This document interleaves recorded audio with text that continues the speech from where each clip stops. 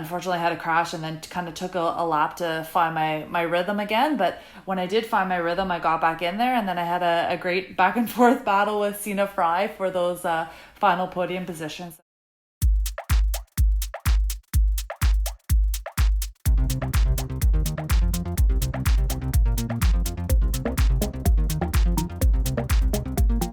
Welcome to the Canadian Cycling Magazine podcast. I'm Matthew Pioro, editor. You just heard Catharine Pendrel speaking about her race at Lenzerheide. We'll hear from Pendrel on that World Cup race, and she'll also discuss the upcoming mountain bike World Championships here in Canada at Mont Sainte Anne. Social media editor Dan Walker, how are you doing? I am good. Speaking of Pendrel, did you see her quilt? The one that her mom, I believe, made for her? That's right. Her mom sewed all her old jerseys into a quilt. Now, I'm not the biggest quilt man myself, but it was sweet. I think it was a really good way of, taking all that memorabilia and putting it together. It's pretty wicked. Now, obviously, we don't have the careers of Pendrel or the Canadian jerseys of Catharine in our background. But there is something about all those old kits, and you're like, oh, what do I do with these? You know, like maybe they're torn or like super gross and sweaty. Like, what do you do with those old things? And that's a really cool way to do it. So are you going to go through the bottom of your jersey drawer and look for like nostalgic favorites from your jerseys and have them all quilted out? It doesn't have the same cachet when it's like the old Dark Horse Flyers jersey and not like a Canadian Cycling Olympic Team jersey. Well, maybe your old university, Owen McGill one that you just like, oh, those were the days. It's an option. It's an idea. It just, you know what? Maybe it's not one of those things, but what you do, but how you do it. And it works better when you've made the Olympics. I think it helps. Yeah. Right. Yeah. Sorry to derail that on Quilting Weekly, but yeah, anybody who wants to help Dan make a quilt out of his old jerseys, podcast at cyclingmagazine.ca. What's back this episode that wasn't here last episode? Oh, it's full send, no send. Yeah. I'm excited. We got some a little bit of that CX fever coming on. We talk about that, and then your lack of riding from the past weekend will influence our discussions. Coach Peter Glassford is back. He has great advice as always. Dan, are you maybe just a little bit stoked about cyclocross season coming? So stoked. You know what? Because it's the only time where it's socially acceptable to talk about tires.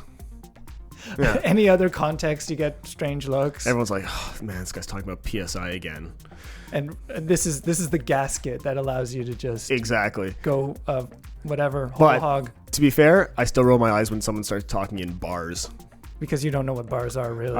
It's like the miles or inches or yards of pressure. Yeah, or stone when discussing weight. Don't even get me on. I don't know what that means. I too am stoked about cyclocross, as you can imagine. But Peter and I discuss, well, what happens if you're just not that into cross? What do you do with your fall? And we get into the details on that. Can I make a suggestion? Sure. You work on your hand-up game. Oh. Yeah. You know, maybe you're not into the racing, but the cross community is so much fun. So nobody likes to miss out on that. So if you're not into the racing, grab a box of Timbits, hand them out on the course. Everyone loves that guy. Wow, we should bring you into our discussions next time, Peter and I. That's some pro tips there, Dan. Canadian mountain bike editor Terry McKall speaks with Vaea Verbeeck at Crankworx. Verbeeck, of course, recently became the Queen of Crankworx at the Whistler BC edition. I think she was holding I don't know what the size of the check was physically. If it was one of those cartoon checks. I think they give the novelty checks. The novelty like check? In Happy Gilmore. Yeah, but it had a pretty good number on it. Ching. But first, puppies and mountain bikes. Catharine Pendrel has gotten back on a cross-country World Cup podium. On August 11th, she rode to 5th place in Lenzerheide, Switzerland. Before that result, her most recent World Cup podium was at Mont Sainte Anne in 2017. In June of last year, she broke her arm. Then she returned to World Cup competition at the Quebec venue. Since then, her results seem to be getting better and better. Pendrel spoke with me from her home in Kamloops, BC. She looked back to the race in Lenzerheide, as well as ahead to the World Championships at Mont Saint Anne on August 31st and the Tokyo Olympics next summer. We also spoke about her dog. Catharine Pendrel, before we talk about your race at Lenzerheide on August 11th, the big question is, how's your Springer Spaniel, Mingus? She's amazing. Yeah, it's really nice to come home and get some good puppy cuddles between races. Does she have a role in any of your training? Probably not in the recovery portion. No, yeah, I will take her out because she's still young. So, I like to take her out for like the first 10-15 minutes of my recovery rides, which I can do right in my backyard because I live in a park. And so I can take her on a little loop and she's happy. And then I bring her back home and I can go out for a little bit longer. Can she take any credit for your 5th place podium finish at Lenzerheide? Yeah, definitely. I mean, she was up at 2 a.m. watching the race with my husband, totally confused about why they were up so early. Yeah.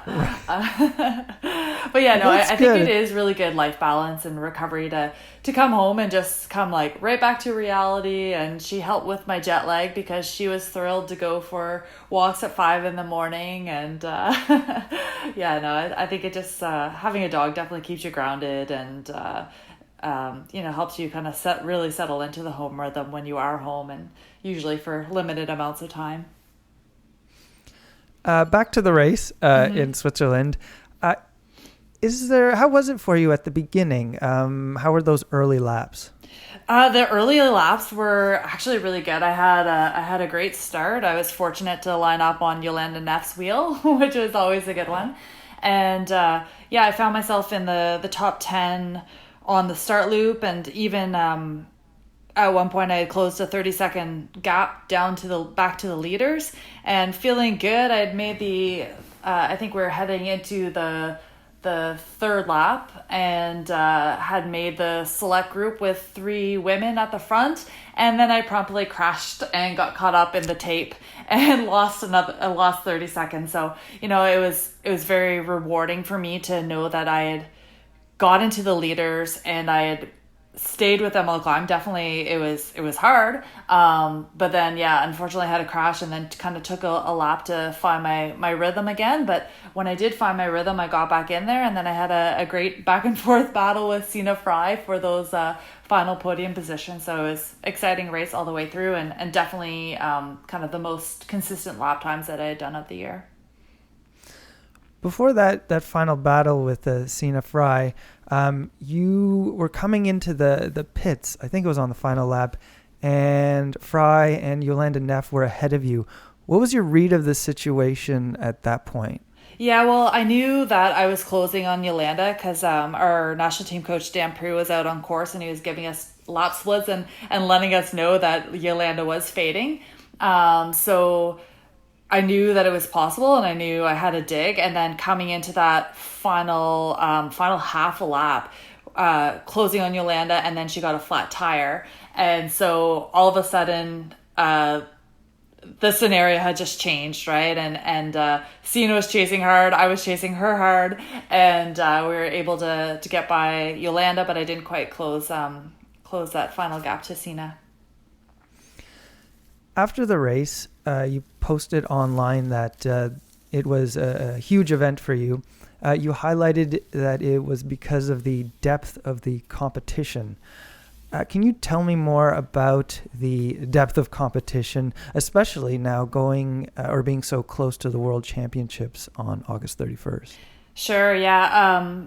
It's been really interesting year because I think you've really seen a lot of very talented U23 women moving up into the elite ranks right now. So I feel that you can have just as good a race as you had last year and be 3 or more positions further back. So it can be hard for elite riders who have felt like they've made progress to keep that in perspective, because it's like, okay, well, I had this great ride, but somehow my result is worse. And it's because you're seeing these young women that are coming into the elite ranks and are extremely talented.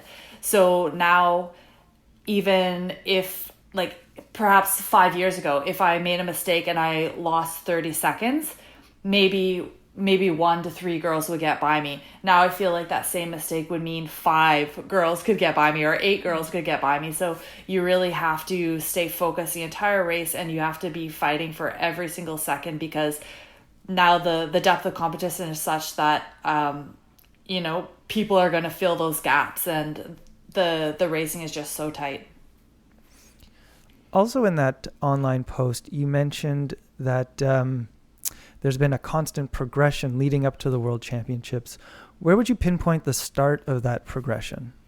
Well, it's funny. I guess like at the beginning of the year, I knew that our Olympic criteria was to do a top 12, and I thought that would be challenging, but definitely doable. And then I went to the first 2 World Cups, and I was 12th and 14th, and I was like, oh, okay, so this is going to be a lot harder than I thought it was going to be.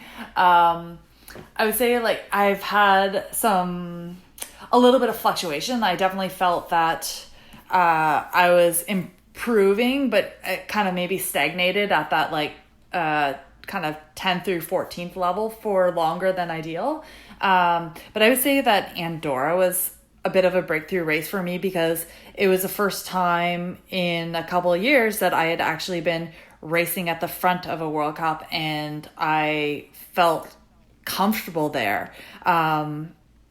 However, it was at altitude, it was really hot, and I blew up pretty spectacularly and faded to 17th in that race. So I had both my best and my worst race in a long time at that race. But I think it's that race started encouraging me to believe that I could get back there again. I think I've really struggled, even though it seems funny that coming off of an Olympic year that a really successful Olympic year, that I would struggle with confidence. I really was feeling like I wasn't a top contender anymore. And it's even this last weekend in Lenzerheide, I got to the front, but I still wasn't my same take a risk and you get to the front and then you go off of the front. I was more a bit more conservative in my racing. So I think having that experience in Andorra and it not working out 100%, but then having this most recent experience where I got to the front, I felt good at the front, but wasn't maybe taking the risk to really push to give myself a chance to have an even better result. So now that I've had that experience and that I held my lap times, I can go into World Champs a little bit more confident to dictate the race rather than just try and participate in the race and hold on. Would dictating a race mean taking maybe a few more risks? Absolutely. So yeah, for me, I think I race my best when I race offensively, and that is taking chances, going off the front. The strongest part of my racing is typically those first 2 or 3 laps, and I think if you want to have your best success, you have to use your strengths. And so for sure I want to, well, first I still have to get up to the front, but then I hope that I'm up there, I feel comfortable, and for me to have my best race, I'm going to have to race to win. And, racing to win might be a 5th place, but if you don't give yourself that chance to win, then you'll never know. You mentioned a bit earlier about Olympic qualification. Mm-hmm. Canada is currently ranked 4th. If Canada stays there, it would mean 2 spots at the Tokyo Olympics next summer. Yeah. If Canada can get into 2nd spot, it could have 3 riders. Yeah. What would it take to get to 2nd spot, where the U.S. is now with 738 more points than Canada? Yeah. For Canada to move into 2nd, it's going to take all 3, Haley, myself, and Emily, all riding well. It's really going to have to be a team effort. And absolutely the biggest advantage we could get is to get some 1st, 2nd, and 3rds out there. Those are where the real high points are. And so, we just kind of have to cross our fingers and hope that all of us have a great World Champs, can follow that up with a great snowshoe World Cup finals. And we haven't shared it yet, but Haley Smith and I will be doing Epic Israel together, and that'll be another opportunity for us to bring some points to Canada. Right, and you guys did a big ride together last year. Yeah, we did Swiss Epic. That's right. Mm-hmm. So I guess based on the success, and also I believe you guys had a lot of fun doing that, you're going to return to that. Yeah, we really did. And I think doing Swiss Epic was really important for me because I have struggled the last 2 years with kind of knowing what my purpose is and whether I should still be racing World Cups or where kind of my niche is. And doing Swiss Epic really reminded me that being a racer is not just what I do, it's who I am. And I love that. And just to experience that joy of racing, no matter what kind of racing I'm doing, kind of fired me up to just find my best in World Cups again too. The World Championships in Quebec at Mont Saint Anne, it's a course you're familiar with. You've raced there many times. What do you like about the course there? I like that Saint Anne is a hard course. I typically have my strongest rides when you just have to be willing to go all in from start to finish. And, there's nothing about that course that's easy. There's no place to hide. You have to have it. And so I just feel like it's a really true testament of who's the best on the day. And of course, I love that when you're having a good ride there, the crowd energy is absolutely amazing for us.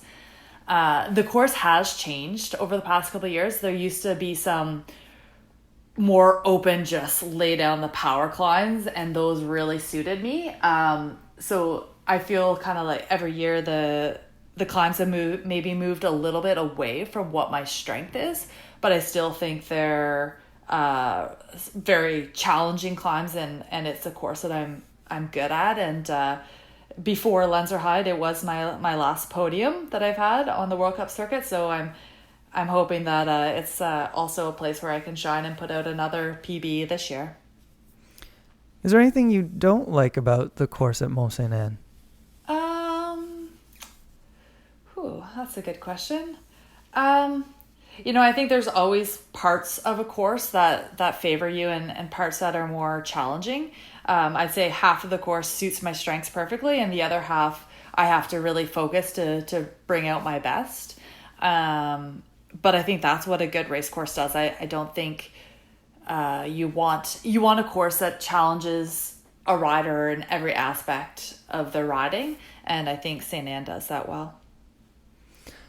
How are you planning to be ready but rested for the World Championships? Yeah, that's a really good question because it's a pretty atypical season in how race heavy the last half of our season was. And it was a big debate for me of whether I come back to BC and have those additional travel days, additional 3 hours of time zone change, and kind of giving myself less advantage than I would, compared to the Europeans. But I'm just going to arrive a couple days earlier than normal, so I'll get in on the 23rd. I've just coming back and kind of recovering through doing some volume, so not hitting the intensity until I'm recovered from the last trip, but also just having some good solid training here on trails that I know, interval sets that I'm good at, and just kind of fine-tuning body composition and trying to get good sleeps in and staying a little bit more on the time zone so that I am hopefully bringing my best self to St. Anne. Will Mingus make the trip with you? We really thought about it, but we kind of got nervous of flying with her, so she'll hang out with my in-laws for the week, because Keith, my husband, will come out with me. So she'll have to watch you on the computer or on the television once again. Yeah, I'm not sure the in-laws will be getting up at...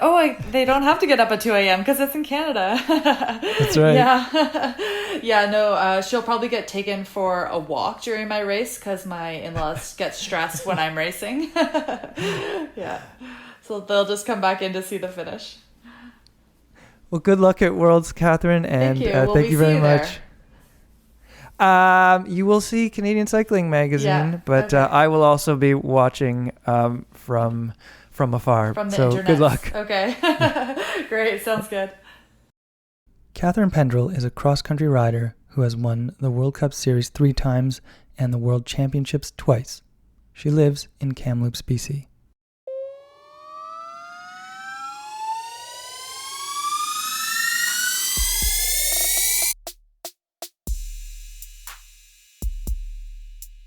And we're back with Full Send, No Send. Dan, can I have 5 minutes on the clock? We got 5 minutes on the clock. Are you ready? I'm ready. Matthew, start your engines. Okay. On your marks. Get set. Start. Okay. Oops, there you go. First up, CX Fever team. This is Maghalie Rochette's team. CX Fever, powered by Specialized, was how it was known last year. It is to become Specialized Feedback Sports. That announcement came in mid-August. I'm going to say full send, no send on the absence of CX Fever in the team name. It's a no send for me.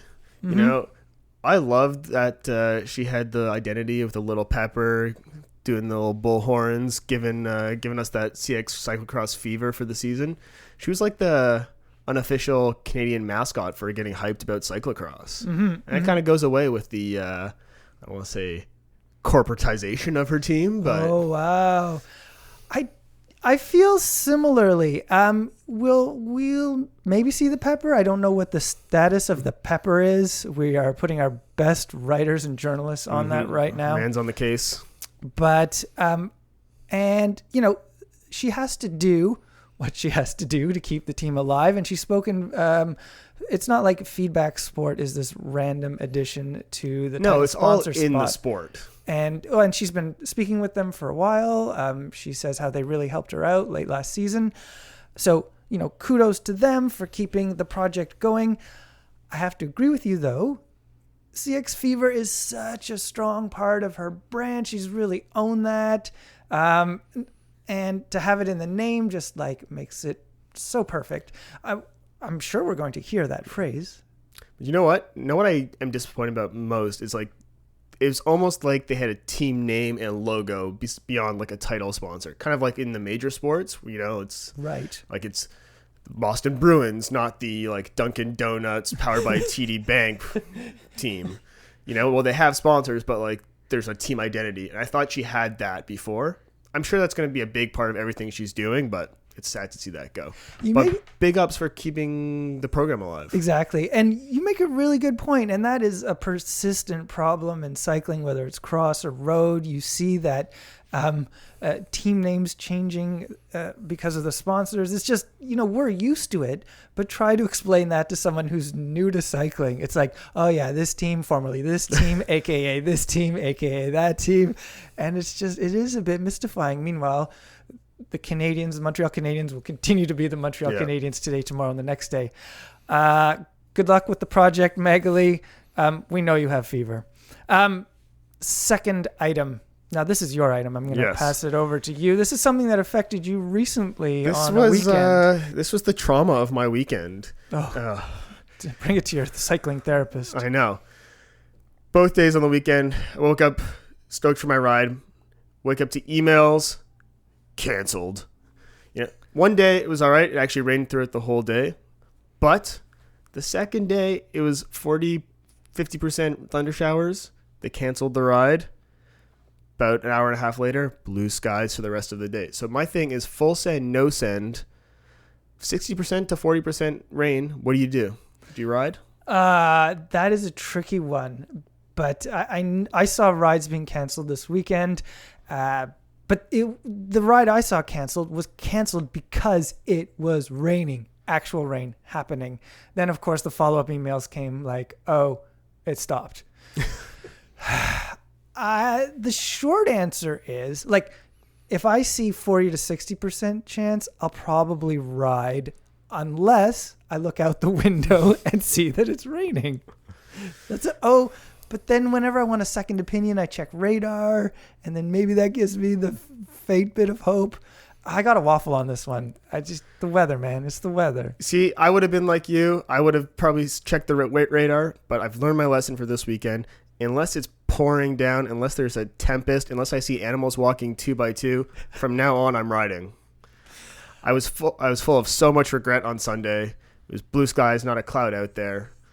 I can't wait I'm still to see. upset about it. Clearly, I can see you're practically shaking, but I can't wait to see the next test of this resolve of yours. Not that I enjoy riding in the rain, because like you, Matthew, I live in downtown Toronto where cleaning space is at a premium. Oh, this is part B of this topic. So if it rains and then the cleaning time might actually equal the ride time, and that doesn't include just cleaning the bike. It includes cleaning the shower after you clean the bike. Wow. What do you do? That is tricky. How much time do we have? We have 30 seconds left. Oh, okay. I would say it depends on planning. If it's a cross race, I'm emotionally and scheduling, and I'm prepared for Financially it. invested. So yeah, if it's like random, oh, it's going to rain, I got to clean my bike, I'll probably bail. Yeah. You know what? That's fair. After all that I just said, yeah, I don't really like cleaning my bike and the shower. That's really annoying. I can't believe you used the shower. Although I can believe you use the shower. Is that us running out of time? That was us running out of time. Oh, we could go on and on about the lack of spaces to clean. It's really tough.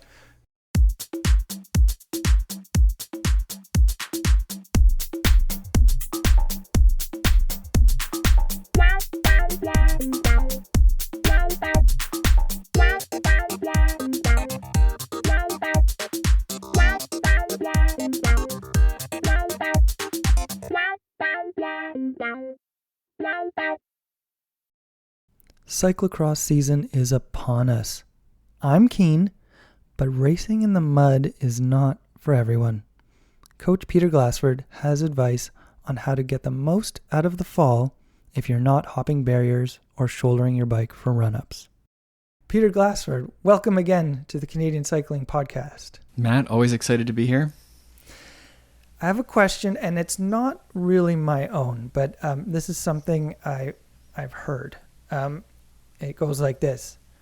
I'm just not that stoked about cyclocross. It's fall and people are going on about cross, but I'm just not feeling it. Is cross the only thing worth doing in the fall?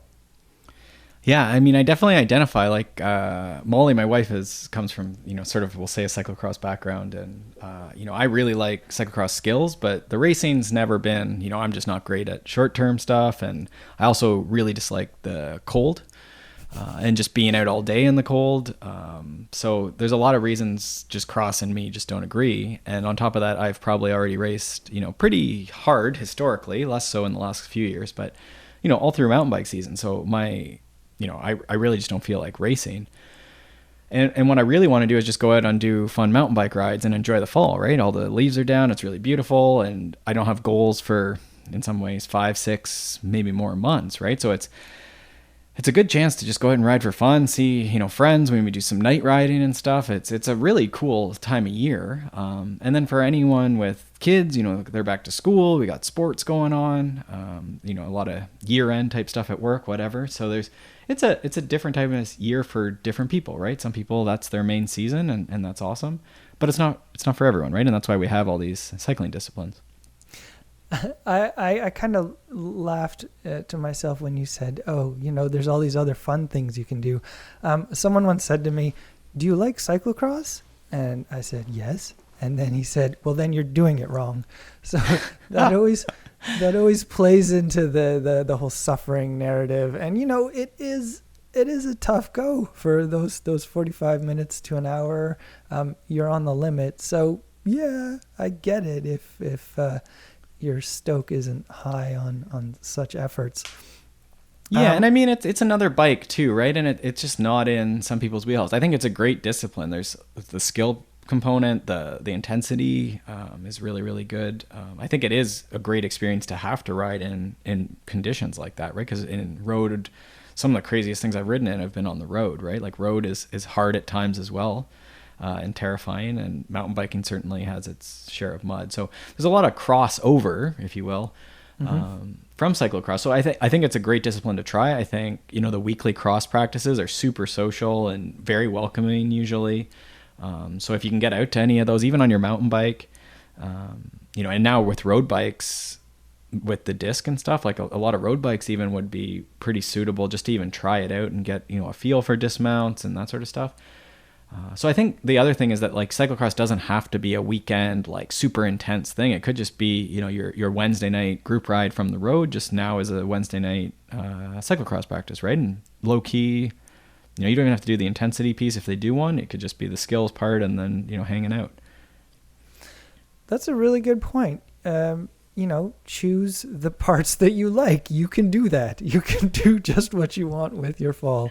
Yeah. And I was just going to say the other thing is just like when we're looking at, again, I'll use me as an example, but if I'm looking towards sort of a March, April, May type next goal, then, we're starting to get into, I love that base one because it's all like cross training, right? So just that initial period of training where we're just sort of building it. And, with a busy person, we don't have quite as much time volume wise, but probably there's, some benefit to be had to just like sort of low intensity training, but it could be very mixed modal, right? So there could be some cross country skiing or some running, some hiking, certainly some strength training, core yoga type stuff in there too, right? And just go back to those, like we forget these fundamentals of training a lot of time, and it's race, swift, just always hitting it so hard. And you definitely see it in more and more, I think I see in clients as they come to me that they're just so tapped on that high intensity. So the reasons to like sort of be careful in the fall are plentiful, I guess, right? Like enjoy, remember why you enjoy riding and training. What do you think you're going to be doing this fall? Me? Well, my wife and I Molly's been training a lot for running, which you'll be excited about. So we're, I don't get it. Yeah. So we're doing a long distance run at the beginning of September, going for a fastest known time. So we'll be doing a bunch of running, but after that, probably be riding until Blue Mountain here, our downhill place is done. I'll be working sort of on my speed and descending skill on my mountain bike. And once that's done, just trying to go out on those leafy trails and have fun with friends. Right on. Well, enjoy, Peter. Thank you very much. Thanks, Matt.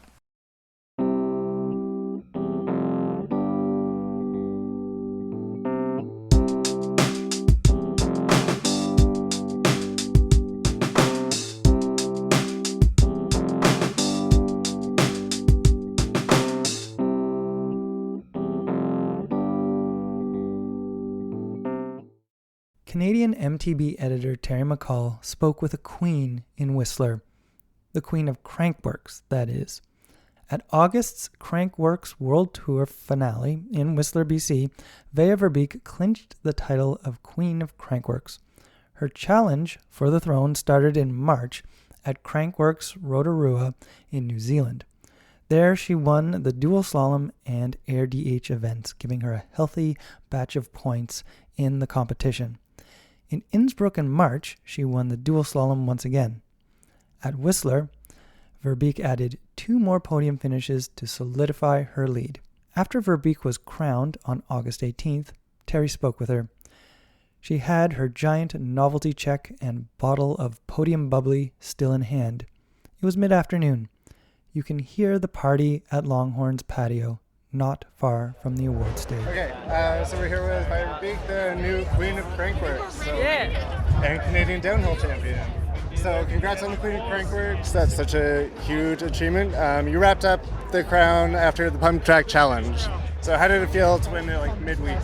Yeah, it was nice having a good lead going into this week, and it was kind of up and down. I expected my lead to grow on Tuesday with the air downhill, and then I ended up crashing and gave it away, and I was really stressed out.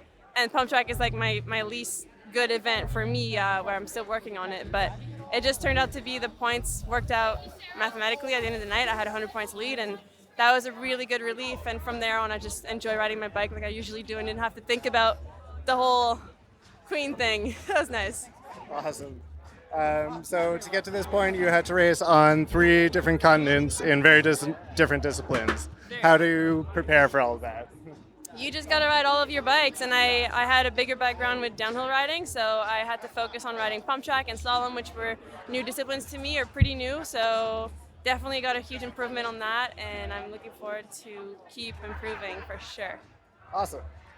So Crankworx wraps up here in Canada at Whistler. So what's it like taking the crown for a home crowd? Yeah, it's super sweet being in Whistler. It's kind of like home. a lot of people know you and cheer for you, and it's a lot more personal to get people like saying, yeah, Vaea, we believe in you, when you know them, and you know they've been following you for a few years, and their kids are coming along, and that's really nice. So you also defended your downhill title at Panorama. What does it mean to defend that against the strong women's field that we had this year? Totally, yeah. It feels really good to defend the sleeve, and it's really special to be the national champ and keep the sleeve on. That's a thing I very much cherish, so I hope to keep that going for a while. Awesome. And last, the prize for Queen of Crankworx is a pretty hefty $20,000. How does that change your season? Yeah, I mean, it's a biggest amount of money I've ever competed for, but it's definitely sweet, and I just want to be smart with it and treat myself with maybe a little dirt bike, and then the rest of it is going to be placed safely. Awesome. Yeah. Awesome. So next you're headed to Mont Saint Anne for World Championships. So you're going from home crowd to home crowd. How's it going to be different racing Worlds in front of a Canadian audience? Yeah, Mont Saint Anne is literally going like home. I grew up in Quebec, my family is there, so I'm first going to stop and go see my family, and I haven't done any World Cup DH this year, so this is really just a treat on top of the Sunday. Like, I'm just going to go have a good time, and usually that works out, so we'll see. You never know. Awesome. Congrats again, and good luck at Worlds. Thank you. Thank you. Vaea Verbeeck is the 2019 Queen of Crankworx. She's also the Canadian downhill champion. She was raised in Granby, Quebec, and is now based in Vancouver.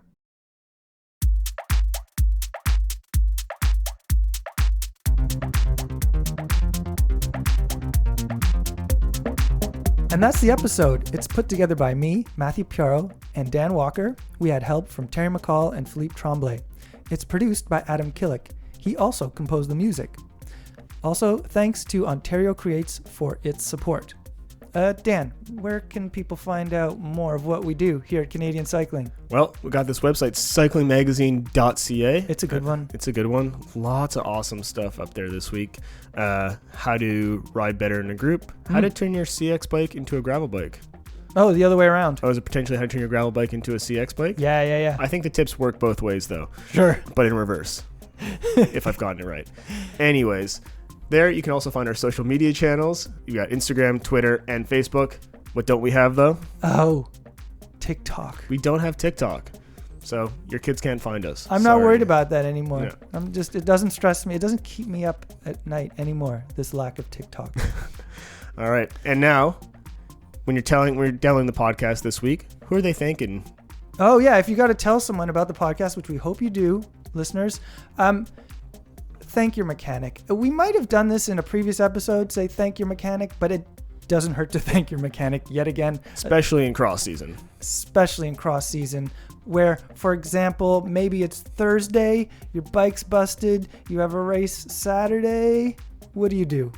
Well, you ask very, very nicely, and maybe you have a little six-pack there with the demand.